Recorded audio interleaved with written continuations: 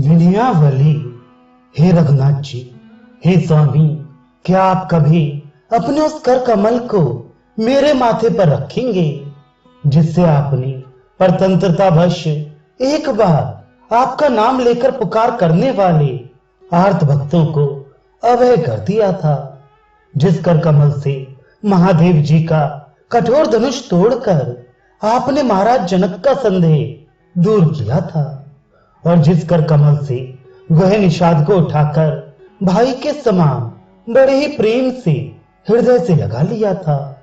हे कृपालु, जिस कर कमल से आपने जटायु गीत को पिता के समान पिंडदान देकर अपना परम धाम दिया था, और जिस हाथ से अपने दास के लिए बाली को मारकर सुग्रीव को बंदरों के कुल का राजा बना दिया था, जिस कर कमल से आपने भयभीत शरणागत विभीषण का राज्याभिषेक किया था, और जिस हाथ से धनुष बाण चढ़ा राक्षसों का विनाश कर देवताओं को अभयदान दिया था, तथा जिस कर कमल की शीतल और सुखदायक छाया पाप, संताप और माया का नाश कर डालती है। हे प्रभु, आपके उसी कर कमल की छाया ये तुलसीदास रात दिन चाह करता है। हे दीन दयालु, पाप, दारिद्र्य, दुख और 3 प्रकार के दुस्सह दैविक, दैहिक, भौतिक तापों से दुनिया जल रही है। हे भगवान, ये आर्त आपके द्वार पर पुकार रहा है, क्योंकि सभी के सब प्रकार के सुख जाते रहे हैं।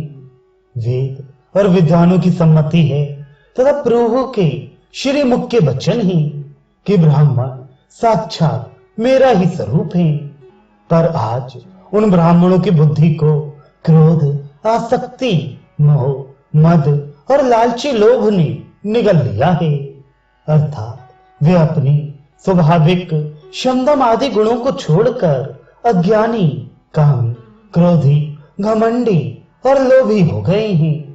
इसी तरह राज समाज, क्षत्रिय जाति करोड़ों कुचालों से भर गई है।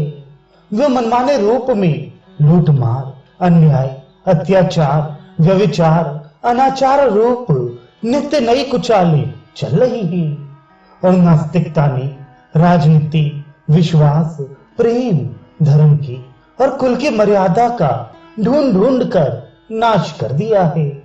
संसार, वर्ण और आश्रम धर्म से भली भांति विहीन हो गया है।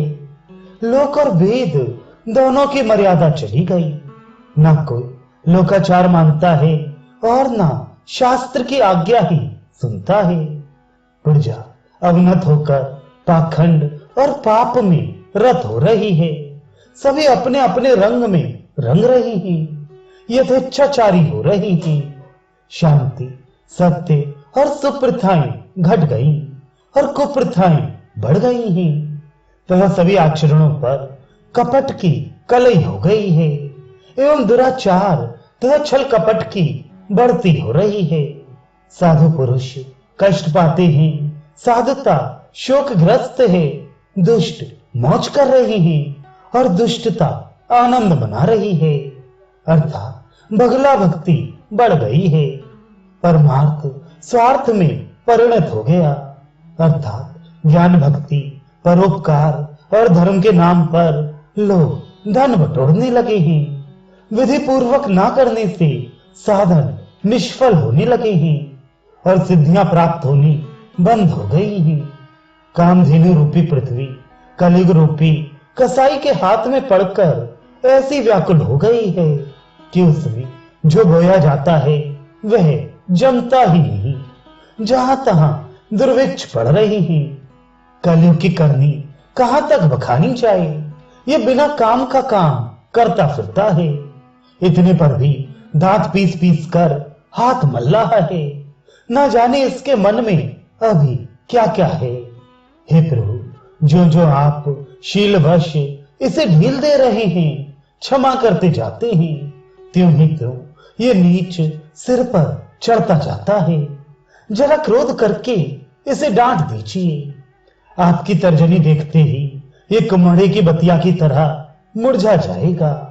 आपकी भलैया लेता हूं, देखकर न्याय कीजिए, नहीं तो अब पृथ्वी आनंद मंगल से शून्य हो जाएगी। ऐसा कीजिए जिसमें लोग बड़भागी होकर प्रेम पूर्वक ये कहें कि श्री राम जी ने हमें कृपा दृष्टि से देखा है। बड़भागी वही है जिसका राम के चरणों में अनुराग है। ये अनुराग श्री राम कृपा से ही प्राप्त होता है।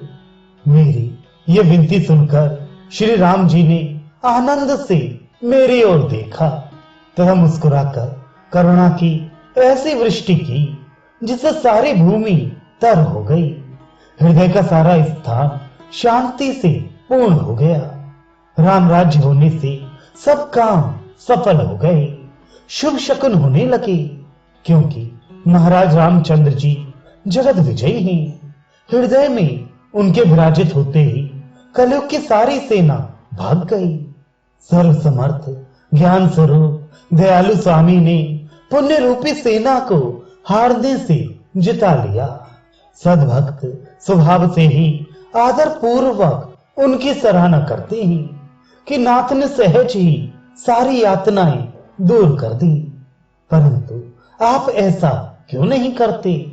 आपका तो सदा से ये बाना चला आता है कि उजड़े हुए को बचाना और गई हुई वस्तु को फिर से दिला देना, जैसे विभीषण और सुग्रीव को राज्य पर बिठा देना, जैसे रावण के भय से डरे हुए देवताओं को फिर से स्वर्ग में बसा देना।